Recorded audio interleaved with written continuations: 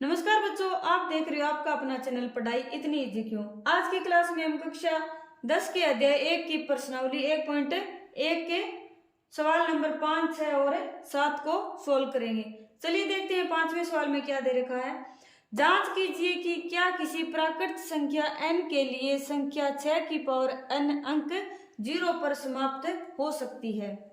यानी क्या जांच करना है कि कोई भी प्राकृत संख्या n है, n के लिए संख्या 6 की पावर n, यानी ये जो n है वो 6 के घात में लगा दो, तो जो अपना उत्तर है यानी 6 की पावर n करने के बाद में जो अपनी संख्या प्राप्त होगी वह 0 पर समाप्त हो सकती है क्या, यानी उसका इकाई अंक 0 आ सकता है या नहीं आ सकता। हल को कैसे करेंगे। किसी संख्या n के लिए, किसी प्राकृत संख्या n के लिए संख्या 6 की पावर n अंक 0 पर समाप्त होती है तो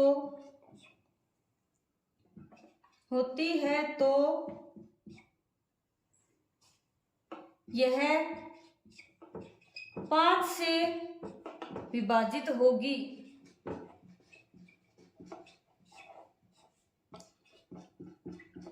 पांच से विभाजित होती है वह संख्या कौन कौन सी होती है। 5 से विभाजित होने वाली संख्याएं, या तो उस संख्या के लास्ट में क्या आना चाहिए, 0, या फिर 5 आना चाहिए। यानी 5 से विभाजित होने के लिए दो ही कंडीशन लागू होती है, यानी लास्ट में अगर 0 है तो वह 5 से विभाजित होगी ही होगी। ठीक है। अब देखो 5 से यह विभाजित कब होगी, जब इसके अभाज्य गुणनखंड के अंदर अपना 5 आएगा, यानी 5 से विभाजित होगी तो 6 की पावर n के अभाज्य गुणनखंड के अंदर अपना 5 तो जरूर आएगा। अर्थात 6 की पावर n के अभाज्य गुणनखंड में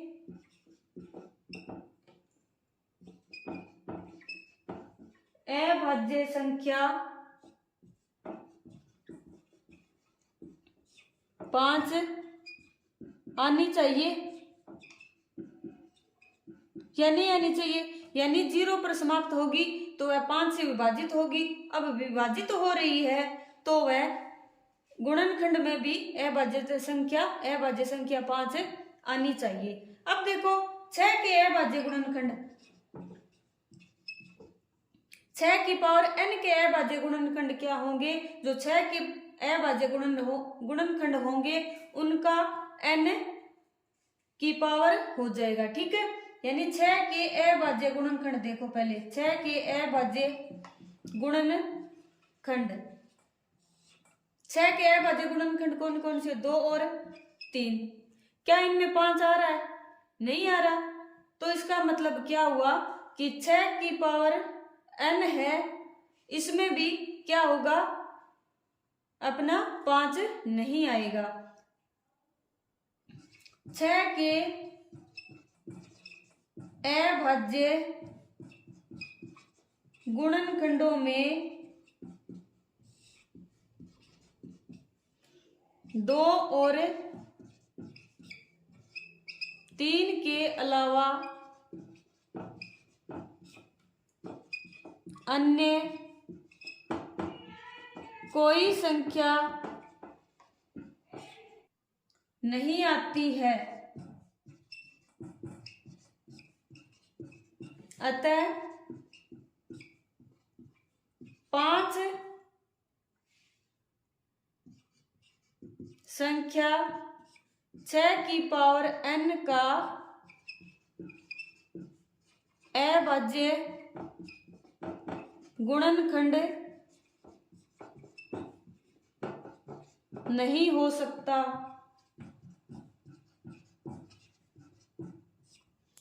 अगर यह 5 अभाज्य गुणनखंड नहीं हो सकता, इसका मतलब क्या हुआ कि 6 की पावर n है, उसके लास्ट के अंदर अपना 0 पर वह समाप्त नहीं हो सकती। अतः ऐसी कोई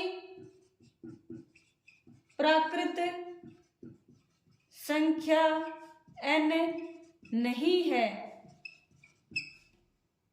जिसके लिए संख्या 6 की पावर n अंक 0 पर समाप्त हो। ठीक है, आया समझ में? यानी 6 की पावर n अगर 0 पर समाप्त होगी तो वह 5 से विभाजित होनी चाहिए, और अपनी संख्या 6 है वो भी 5 से विभाजित नहीं होती। अगर 6 नहीं होती तो 6 की पावर n भी नहीं होगी, और 6 की पावर n 5 से विभाजित नहीं होगी, तो यानी यह 0 पर अपना अंक है वो समाप्त नहीं होगा। नेक्स्ट देखते हैं क्वेश्चन 6 में क्या है। व्याख्या कीजिए कि 7 गुणा 11 गुणा 13 प्लस 13 और 7 गुणा 6 गुणा 5 गुणा 4 गुणा 3 गुणा 2 गुणा 1 प्लस में 5 भाज्य संख्याएं क्यों है। यानी बताना है कि ये अपनी और ये संख्या है, ये भाज्य है तो क्यों है। सबसे पहले क्या करेंगे, पहला ले लेते हैं 7 गुणा में 11 गुणा में 13 और प्लस में 13। अब देखो दोनों में क्या कोई कॉमन आ रहा है, इधर वाली में तो 13 और इधर वाली में प्लस से इधर वाली में 13 कॉमन है, यानी कॉमन बाहर ले लेंगे। और गुणा में फिर क्या आ जाएगा, 7 गुणा में 11 और प्लस में क्या आ जाएगा, 1 आ जाएगा। ठीक है, अब 13 गुणा में 11 सत्ते 77 और प्लस में 1, यानी 13 गुणा में कितना आ गया, 78 आ गया। अब देखो भाज्य संख्याएं और अभाज्य संख्याएं। अभाज्य संख्या कौन सी होती है, जिसमें खुद के अलावा और कोई भी गुणनखंड नहीं होता, यानी किसी और का भाग नहीं जा सकता, उसको अभाज्य गुणनखंडों में नहीं लिखा जा सकता, वो तो क्या होती है, अभाज्य संख्या। अब देखो इस संख्या को हम 2 के गुणा के रूप में लिख सकते हैं और आगे भी लिख सकते हैं, क्योंकि 13 गुणा में 13 छिक्के क्या होता है 78, 13 गुणा 2 गुणा 3, यानी ये क्या आ गई, अभाज्य गुणनखंडों के रूप में इसे लिख सकते हैं। अतः यह अपनी संख्या है वो भाज्य संख्या है। ठीक है, इसे हम अभाज्य गुणनखंडों के रूप में लिख सकते हैं। अतः यह एक भाज्य संख्या है। ठीक है, अब दूसरा क्या है अपना, 7 गुणा 6 गुणा 5 गुणा 4 गुणा 3 गुणा 2 गुणा 1 और प्लस में क्या है 5। प्लस के दोनों साइड में संख्या है, इस साइड में तो इतनी है और इस साइड में अकेला 5 है।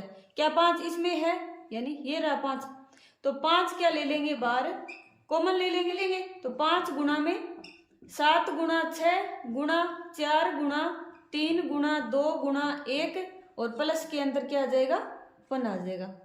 ठीक है, अब 5 गुणा में 7 और 6 की गुणा 42 और 4 और 3 12, 12 2 24 और गुणा में 1, 24 एकम 24 गुणा 24 और प्लस में 1।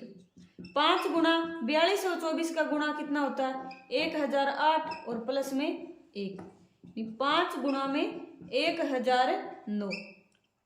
इस संख्या को भी हम अभाज्य गुणनखंडों में लिख सकते हैं, यानी 2 टुकड़ों में अपना ये बंट गई संख्या।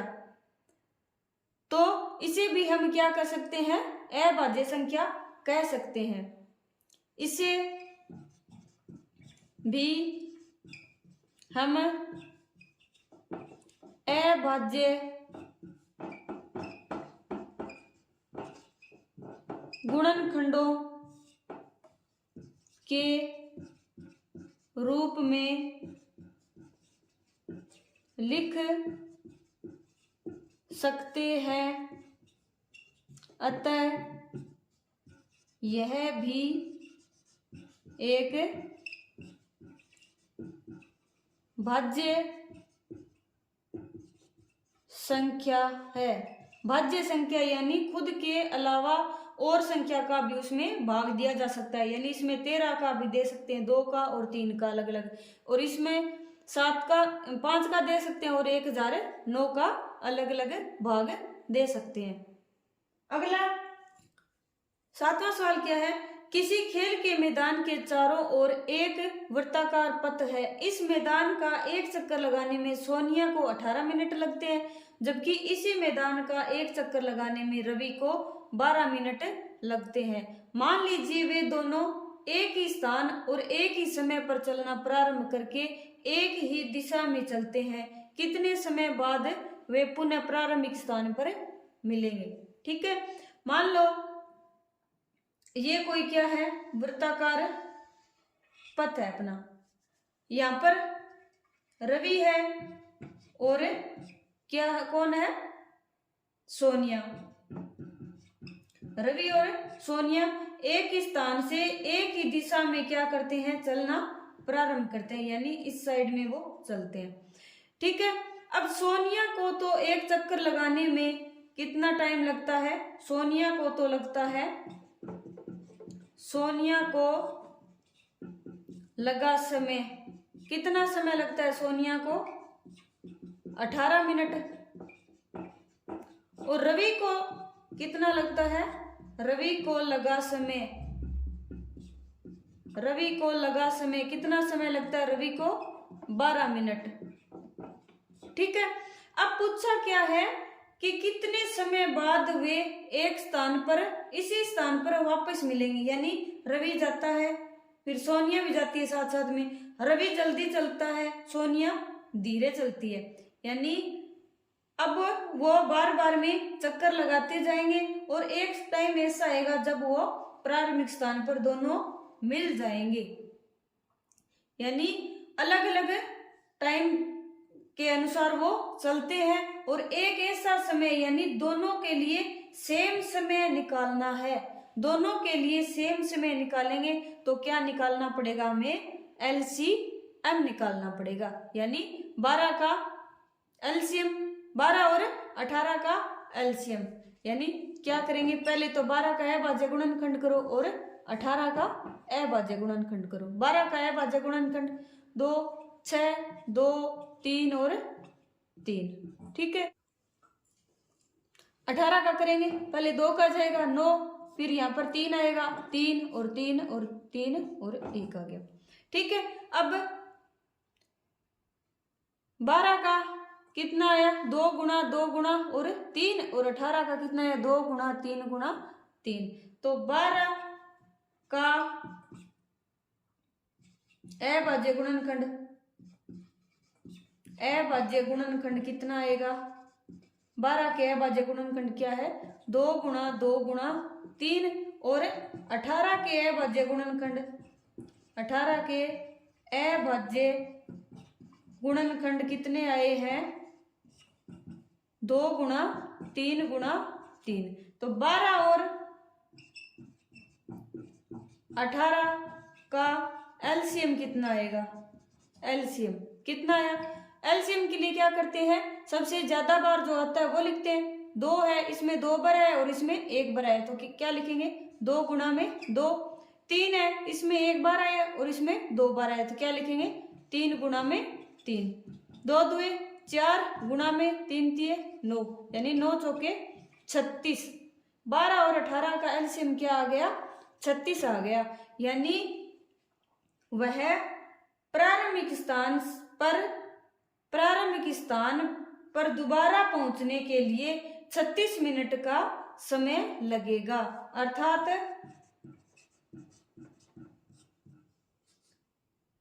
वे दोनों 36 मिनट बाद प्रारंभिक स्थान पर मिलेंगे। आया समझ में? आज की क्लास आपको कैसी लगी कमेंट करके जरूर बताइए। कल की क्लास में हम प्रश्नावली 1.2 को स्टार्ट करेंगे। तब तक के लिए आप पढ़ते रहिए, बढ़ते रहिए और पढ़ाई को इजी बनाते रहिए और चैनल को लाइक शेयर एंड सब्सक्राइब करें। मिलते हैं नेक्स्ट क्लास में।